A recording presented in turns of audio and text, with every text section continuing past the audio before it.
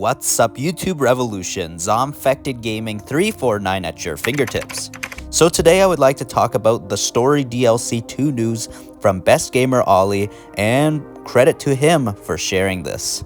Now I know it was leaked before that this story expansion was supposedly being called the New Frontier, but everything is subject to change until Techland officially reveals the expansion. But now let's get into some of the features that this story expansion will have that the data miners have found. First off, let's talk about one of the features that really interest me, which are actually places to visit in the new map, which are actually called wildernesses. These wildernesses are actually extremely dark forests, which will be like dark zones. Picture it looking something like this on screen. It's really cool seeing dark forests during the day because there's so many trees in between that have leaves and branches on the trees that block out so much of the sunlight as possible, and volatiles most likely will definitely be roaming these areas during the day. I also wonder if Techland will also bring back the volatile hive caves like in Dying Light the Following as well. But yeah, I'm pretty much really excited to see how scary Techland will make these dark forests. Now let's move on to the next features that were found in the files by the data miners. Looks like we will be getting vehicles to drive in the new expansion as well, and it seems like it will be more than just one type of vehicle to drive. Looks like we may be able to drive trucks and cars and even a beetle-looking buggy to drive like the one shown right here on screen, which is currently a mod right here found by one of the best Dying Light modders known as Bub. Credit to Bub. I don't know what other type of vehicles we will get in the new expansion, but I really want to see dirt bikes in the game, and I've made a video before about how dirt bikes would be a great idea for Dying Light 2 and how they could possibly work. Consider checking out that video as well if you want to know more about how I think dirt bikes or motorcycles, etc., those type of vehicles could potentially work in a Dying Light 2 expansion. But now let's talk about how there will be a ranking system for the story, similar to how Dying Light the Following did it when it came to progressing the story. Let's take a look at the names of these ranks. The first rank is called Pilgrim, and after is Mercenary, and after is Explorer, and the last rank is called Dweller. Also, more guns will be coming in this expansion, like a revolver will be added, and more SMGs and shotguns and more pistols. Also, we will be getting new types of infected in the game, which one of them will be known as Day Ragers. The Freaks of Nature from Dying Light the Following will also be making a comeback in this expansion as well. Also, more types of infected will be making its way into the game known as medical monstrosities, which have ties to the main villain in the story DLC 2.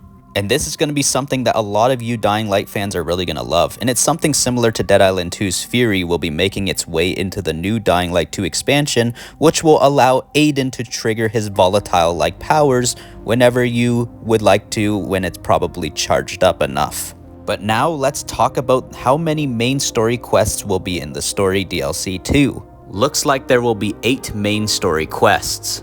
This is not a big number, but what I can expect to see is these main quests being long and potentially will make you multitask with side quests like how Dying Light the Following did when you needed to build up the trust for the cult just to progress more of a main story quest. These 8 main story quests may probably act more as chapters to the story expansion and will probably be longer than Dying Light the Following, since the Following came out 1 year after the release of Dying Light 1. But story DLC 2 for Dying Light 2 will most likely be coming out close to 3 years after the release of the main game, so it's expected to see this expansion be quite long. But also consider taking that with a grain of salt, because Techland has not really revealed anything much about this game except for, of course, us seeing these data mined leaks. There's also over 20 plus side quests, so that will definitely be keeping us busy as well. But hopefully the side quests are really interesting and very mysterious, since that's what made the following side quests so good too. But last but not least, let's take a look at the name of the factions that will be introduced in Story DLC 2. So far we see 3 factions. Don't know if this will be all the factions, but this is what we see so far from the leaks. One of the factions will be called Town Citizens, which will probably be one of the big towns to visit in the map expansion and will most likely be very similar to the Bazaar survivors from the main game.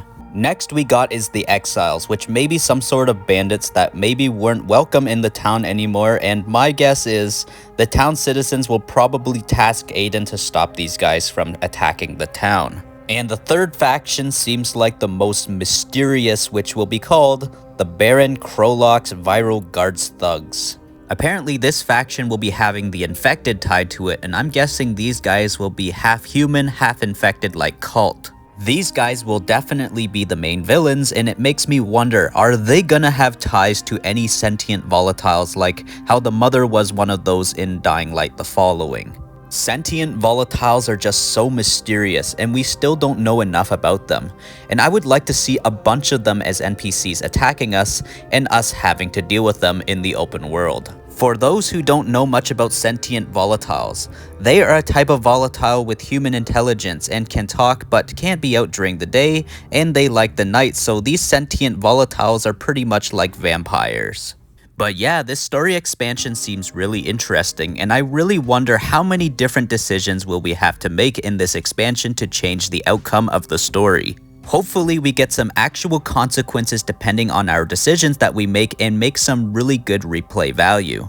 But if you're a Dying Light fan, consider subscribing to my channel and ding that bell icon really hard so I can always stay within fast reach of your fingertips when new uploads arrive. ZombfectedGaming 349 over and out. You're alive!